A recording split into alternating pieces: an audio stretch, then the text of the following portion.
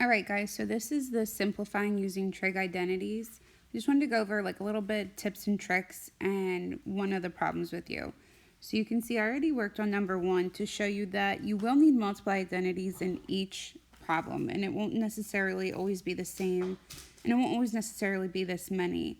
But you can see from the tangent squared x plus 1, my identity was that tangent squared x plus 1 equals secant squared x. So you can replace that. You have your 1 plus cotangent squared, that becomes cosecant x. So from there, you kind of just find ways to rewrite each, trig function. So secant can be written as cosine, and cosecant can be written as 1 over sine. So as you write it, use keep, change, flip. You can see that if they're both squared, you can just take that squared to the front or to the outside, and then like sine over cosine becomes tangent. So this whole problem would simplify all the way down to just tangent. So in blue, I put all the different identities that I used as I was going through. So obviously there's my first one, the second one, secant and cosecant, how they can be changed, and also how sine over cosine becomes tangent. So it's kind of like a puzzle piece where you need to figure out as you go through, how can you just keep rewriting to simplify down. So some tips and tricks, and they were on the links for you guys if you go onto the material of the assisting links.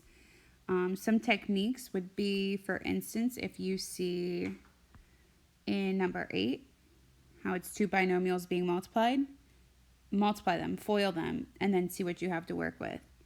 If you have a problem like, for instance, number 7 or number 10, where you have 2 terms, and they have something in common that's factorable. So for instance, with number 7, I can take out a cosine squared x to the front, and I'm left with 1 plus tangent squared x. So then you would go through and try to use your properties again to kind of rewrite that 1 plus tangent squared, see what's going on there. So number 7 and number 11, they're pretty similar. So same idea. And it's really just a way to manipulate and rewrite. Okay, so for this one over here, maybe you would, distribute in.